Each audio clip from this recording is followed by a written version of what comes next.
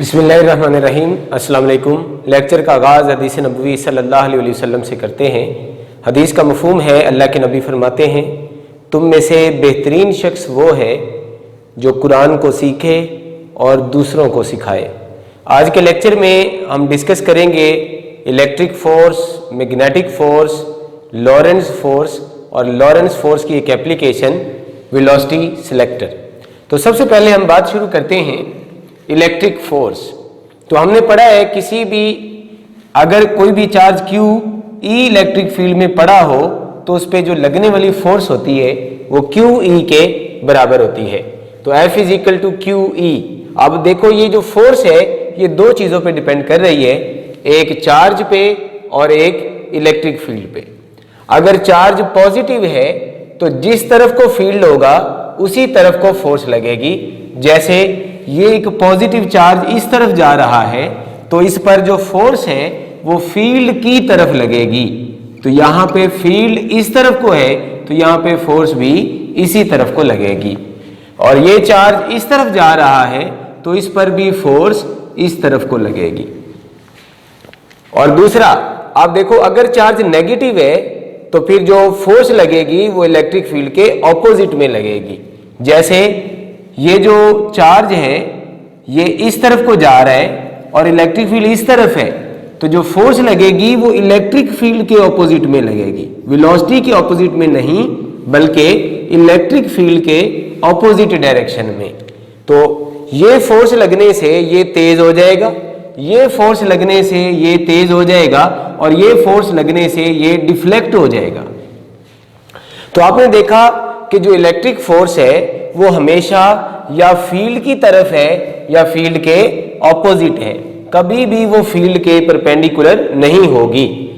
Electric force charge को accelerate भी कर सकती है, डीसेलरेट भी कर सकती है और डिफ्लेक्ट भी कर सकती है, यानी ये चार्ज पे वर्क कर सकती है। तीसरा, आप देखें ये जो फोर्स है ये वेलोसिटी पे डिपेंड नहीं कर रही। अगर चार्ज कोई रेस्ट में पड़ा हो या कोई चार्ज इलेक्ट्रिक फील्ड में मूव कर रहा हो, दोनों पे लगने वाली इलेक्ट्रिक फोर्स सेम होगी। तीसरे अगला पॉइंट आप देखें, ये जो फोर्स है ये एंगल पे भी डिपेंड नहीं कर रही। अगर चार्ज की वेलोसिटी मैग्नेटिक इलेक्ट्रिक फील्ड के परपेंडिकुलर हो, पैरेलल हो या एंटी पैरेलल हो, इससे कोई फर्क नहीं पड़ेगा, हर केस में इलेक्ट्रिक फोर्स सेम होगी। तो वेलोसिटी पे डिपेंड नहीं कर रही, एंगल पे भी डिपेंड नहीं कर रही, ये चार्ज को एक्सेलरेट भी कर सकती है, डीसेलरेट भी कर सकती है, डिफ्लेक्ट भी कर सकती है, हमेशा ये इलेक्ट्रिक फील्ड के पैरेलल या एंटी पैरेलल में होगी। अब हम बात करते हैं मैग्नेटिक फोर्स की। तो हमने मैग्नेटिक फोर्स का फार्मूला पढ़ा है, F is equal to QV cross B। अब देखो ये दोनों का क्रॉस प्रोडक्ट है तो इसका मतलब जो फोर्स है वो हमेशा वेलोसिटी के परपेंडिकुलर होगी और ये फोर्स हमेशा मैग्नेटिक फील्ड के भी परपेंडिकुलर होगी, जबकि ये वाली फोर्स हमेशा इलेक्ट्रिक फील्ड के पैरेलल या एंटी पैरेलल होगी, लेकिन ये वाली फोर्स हमेशा मैग्नेटिक फील्ड के परपेंडिकुलर में होगी।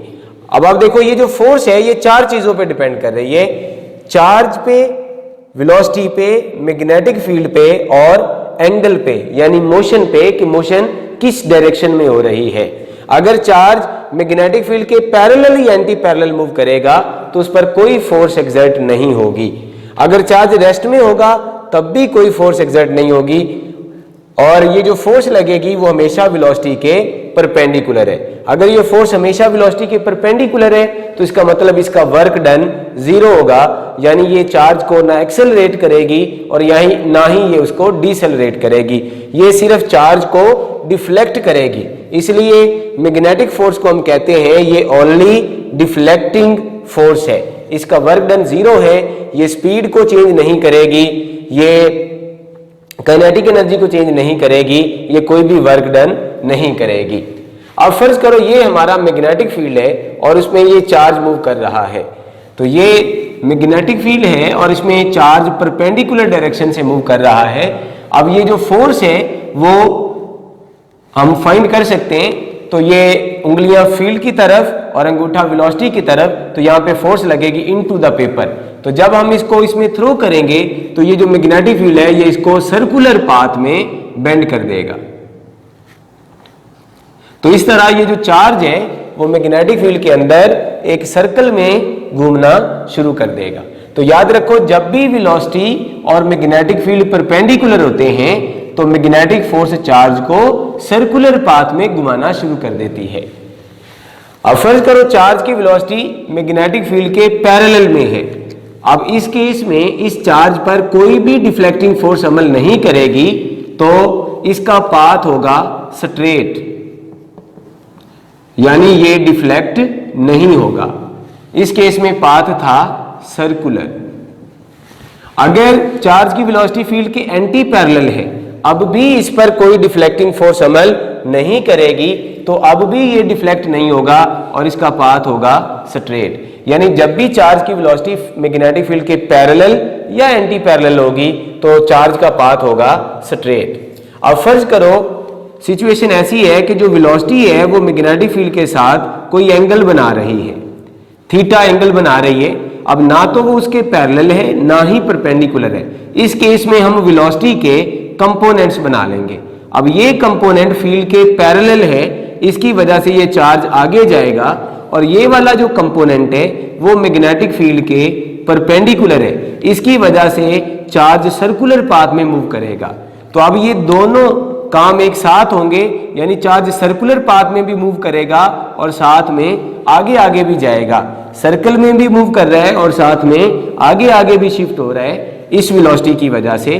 तो इस तरह का पाथ बन जाएगा हेलिकल पाथ, हेलिकल। अब हम बात करते हैं लॉरेंट्ज फोर्स क्या है। फर्ज करो चार्ज ऐसी जगह से गुजर रहा है जहां इलेक्ट्रिक फील्ड भी मौजूद है और मैग्नेटिक फील्ड भी मौजूद है। अब जो चार्ज पे फोर्स लगेगी वो इलेक्ट्रिक फोर्स और मैग्नेटिक फोर्स का वेक्टर सम होगी। इलेक्ट्रिक फोर्स बराबर है QE और मैग्नेटिक फोर्स बराबर है QV क्रॉस B। इन दोनों का वेक्टर सम लॉरेंट्ज फोर्स कहलाएगी। अब अगर हम किसी भी चार्ज पे लगने वाली फोर्स फाइंड कर लें तो न्यूटन के सेकंड लॉ के मुताबिक हम उसका एक्सेलरेशन फाइंड कर सकते हैं। हर सेकंड में उसकी वेलोसिटी के अंदर कितना चेंज आएगा वो हम फाइंड कर सकते हैं और इस तरह हम उस चार्ज की मोशन को एक्सप्लेन कर सकते हैं। तो यहां से फोर्स फाइंड करने का फायदा होता है कि हम उसका एक्सेलरेशन फाइंड कर सकते हैं और एक्सेलरेशन के जरिए हम उसकी इक्वेशन ऑफ मोशन को फाइंड कर सकते हैं और उसकी मोशन को एक्सप्लेन कर सकते हैं। वेलोसिटी सिलेक्टर लॉरेंट्ज फोर्स की एक एप्लीकेशन है।